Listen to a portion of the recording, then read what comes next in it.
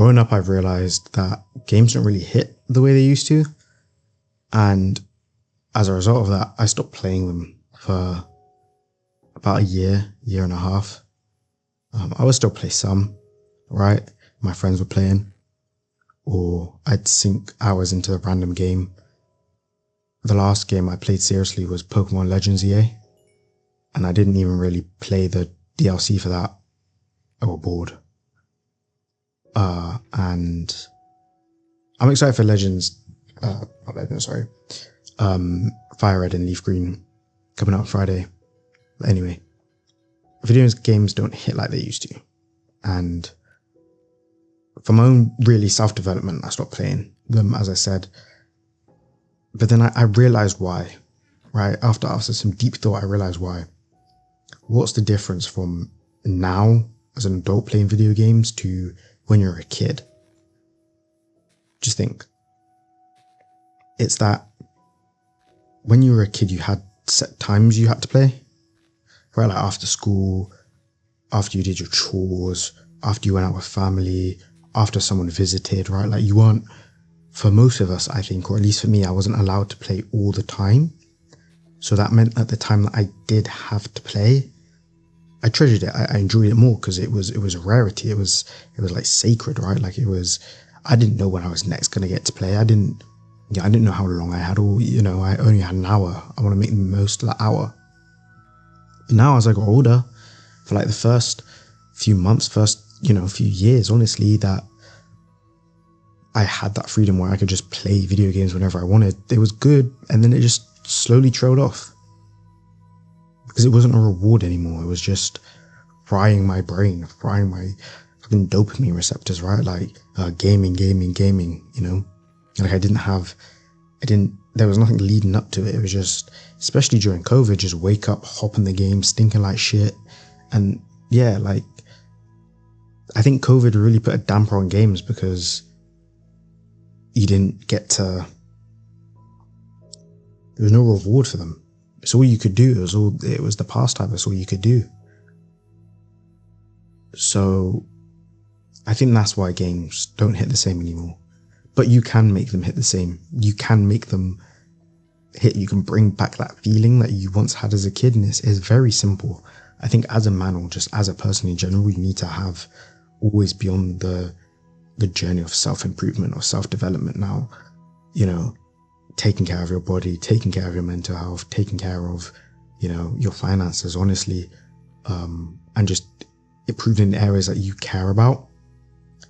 And I think when you do that, a lot of your time just naturally gets taken up. For example, I've got growing a YouTube and, another YouTube and editing, because I edit, and, my work and, my development at work. So I don't have time, or I don't usually have a lot of time to play video games, especially because I also have a girlfriend and I see her. And I'm not seeing her every day. But the times that I do see her, I cherish, right? And I think that's another big thing in relationships, which will be a separate video, where if you spend too much time together, I think sometimes more often than not, the connection doesn't really hit the same. But going back to video games, I think the way to make them hit the same again and invoke that same feeling is to put something before it. So if you need to go to the gym, go to the gym before you play the game. If you need to clean your room and then play the game. Or better yet, set time limits. I'm only gaming for an hour today. I only game for an hour in the week, right? That way you'll cherish the time because you'll know that you have an hour to play. Just within that hour, that's it. It builds discipline in a sense that you then have all that free time to dedicate to other things that you need to dedicate to your self-improvement. Because a lot of the time, I think, especially as guys, we just take the whole video game shit and being young shit for granted. And we always hear old heads say, do this while you're young. And it's just like, I sharp, Unc. Like, I don't really want to, but now I'm getting a little bit older, you know, approaching my mid-20s. I'm like, Unc may be right. In fact, Unc is right. I got friends that are younger than me, right? Like at work, and you know, I'm thinking, shit, if I could be your age again, I'd do things so differently. But the reason why I have that perspective is because I did those things. So now, you know, hindsight is a beautiful thing. And I'm able to give some advice when asked and have that perspective. Because it's all about perspective. And I think if you're listening to this and watching this, then you have that same idea and introspective of maybe, right, let me put video games to the side, because they're always going to be there, right? Like video games are always going to be there. Let me put that to the side a minute. Let me focus on what I need to focus on. Like you sat here on the game all night and you got fucking assignments due and you ain't doing your assignments. Sat here on the game, you know, chilling and whatever, and you ain't spending time with family, you ain't working on your body, you ain't, you know, all of that, right? Like you have goals that you're not going after because you'd rather sit on the game all day and play the game.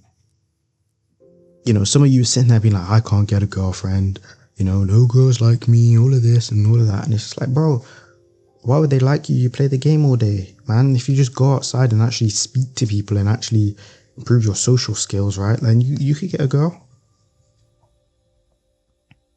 And that'll be another video topic on getting a girl, but you just need to, video games, they're not, I wouldn't even call them a reward, because someone in the comments is going to be like, oh, I find video games relaxing. The only way video games can be relaxing is if it's just like a chill story player type thing, like a Pokemon type thing. Other than that, playing COD isn't relaxing. Your brain's firing, your cortisol was probably rising, right? As you're dying, you're raging, fucking slamming your desk, right? Having no emotional control. That ain't relaxing, G. That ain't relaxing.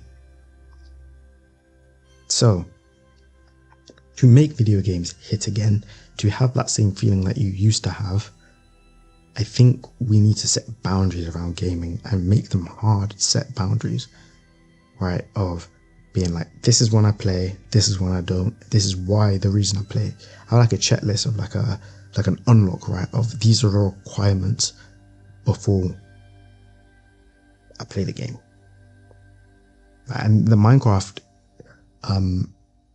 gameplay you're seeing in the background, I record these specifically for this video. Outside of recording videos and for the purposes of the channel, I don't play Minecraft. Not because I don't like the game. I like the game, but because I have something attached to playing it, I enjoy it more when I play it. I'm not just there mindlessly playing for hours and hours and, you know, I should record now. No, it's like, okay, when I sit down to play this game, I'm recording. It's for a reason. There's a reason why I'm playing this game. And I think that's important when you attach a reason to it, when you attach a goal to it, it becomes meaningful and powerful and you're a lot more mindful of it. You need to play video games mindfully, right? You need to be aware of what you're doing and not just turn off your brain, like enter a brain dead state with it, right? It's like scrolling on TikTok. I don't use TikTok anymore. I deleted that shit like at the start of the year, maybe like December time. I got rid of it. And my attention span has improved so much where I'm just like, I'm not chasing those quick hits anymore of, you know, just constantly scrolling. I'm not chasing those quick hits. And that's important. It's very important. And it's only once you kind of step out your comfort zone and you have controlled discomfort. There's something called controlled discomfort. Sorry. Controlled discomfort is when you put yourself intentionally in uncomfortable places for the purpose of growth.